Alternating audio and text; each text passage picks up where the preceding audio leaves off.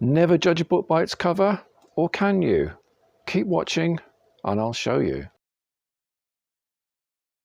Yes, it is possible to judge a book by its cover, but not just its cover, rather by a number of visual factors.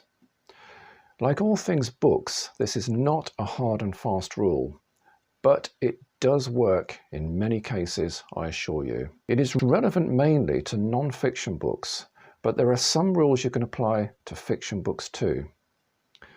Firstly, it helps enormously if you know your publisher, because certain publishers publish certain types of things. Neither do the big publishing houses publish works deemed to be not worthy of them. Don't forget that publishers are not printers.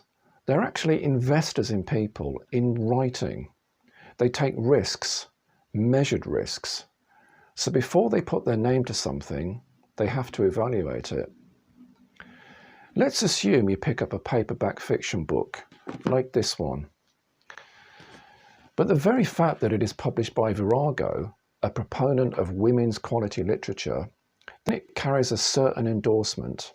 This one, published by Penguin, a major long-established publishing house, happens to have been adjudged by them to be a 20th century classic. Inside we see it has 2 historical editors, a textual editor, a general editor, and an introduction by a 5th contributor. So plainly no expense has been spared in the publication of this novel. Another great endorsement. This Patrick O'Brian book, published by HarperCollins, with an illustrated jacket. But not just any illustrated jacket. This is by a named artist, Jeff Hunt. These things cost money. Must mean HarperCollins felt it merited it. With non-fiction books, the factors are a little different, but again it helps to know your publishers. It also helps to know that very often the plainer the cover, the more serious the book. Compare these two.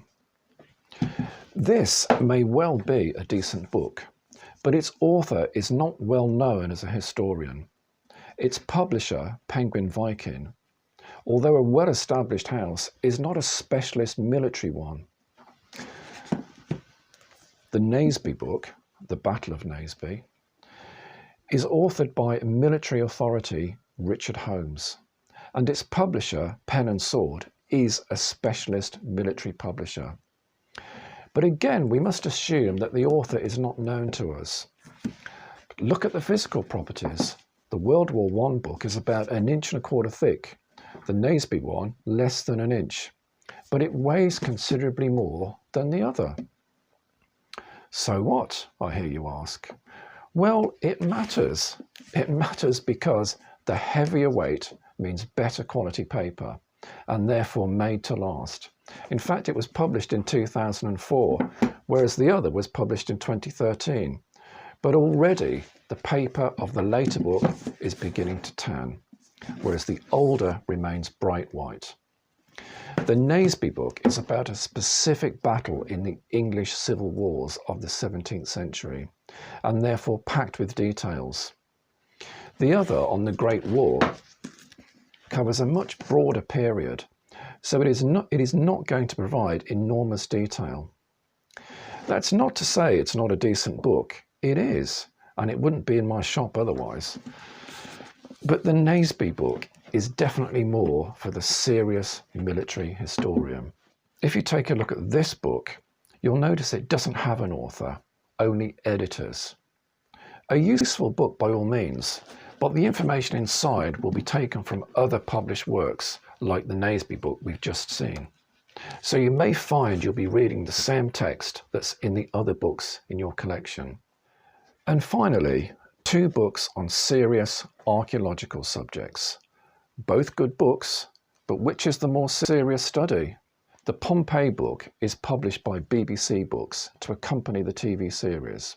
Nothing wrong with that, of course, but it is going to be aimed at a fairly mainstream audience and therefore not overly detailed. Looking at the pages, it's evident that the large colourful illustrations take up a lot of room, so therefore less room for text, and the wide, generous borders and the 1.5 line spacing may look attractive, but what is their purpose other than to deny space for text? The Vikings book is published by a university press, Edinburgh to be precise. It has illustrations, but they are very detailed and only occasional. The paper is top quality, the typesetting is neat and efficient, and even the choice of font says something. This is part of the beauty of real books and has to be seen and held to be appreciated. So there we have it. I hope that's given you food for thought for next time you're browsing in a real bookshop. Thanks for watching.